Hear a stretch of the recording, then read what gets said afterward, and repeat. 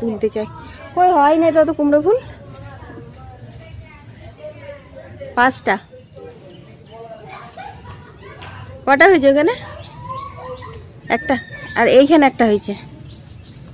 আমার বা কাঁটা ঢুকে যায় হাতে এই ফুল তুলতে গিয়ে। বাবার এই কি পিঁপড়ে গো, ওই দূরে তুলে দাও না, ওইগুলো ওই মোড়াগুলো হবে।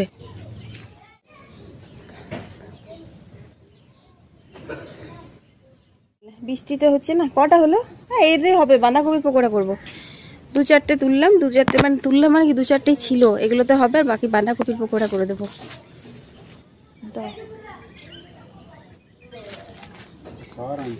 হ্যাঁ এই দেখো একটা আছে।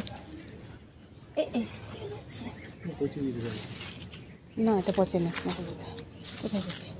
টাটকা, এটা অনেকগুলো হয়ে গেল। এগুলো গোটা গোটা বেগনির মতো করলে অনেক হয়। আগে আমার মা করতো কুচিয়ে বেসনের, এই বেসন তো না, মুসুরির ডাল দিয়ে, মুসুরির ডাল, রসুন, কাঁচা লঙ্কা বেটে আর এই কুমড়ো ফুলগুলো কুচিয়ে পকোড়া করতো। খেতে কি ভালো লাগতো, কি নরম হতো।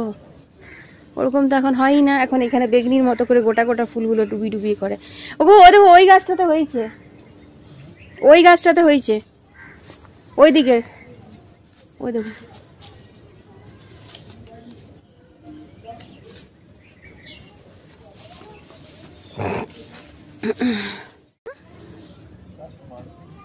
না এবছর কুমড়ো ডাঁটাও খাওয়া হলো না, আর কুমড়োও হলো না, বলো না। বাস অনেক হয়ে গেল, এতেই হবে।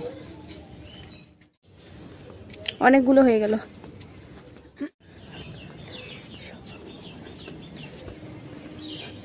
এই অনেক হয়েছে।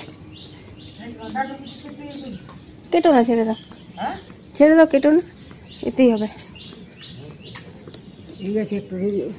তুলেছে, কেটে দাও, অল্প করে হবে তাহলে, আর তো কিছু হচ্ছে না।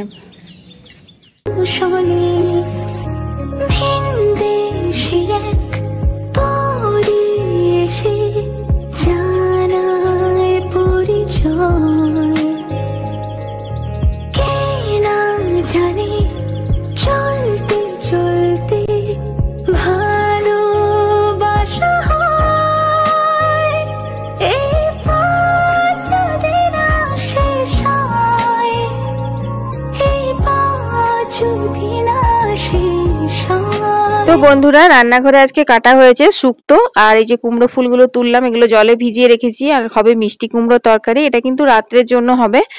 আর দিনের জন্য শুক্তো আর বাঁধাকপি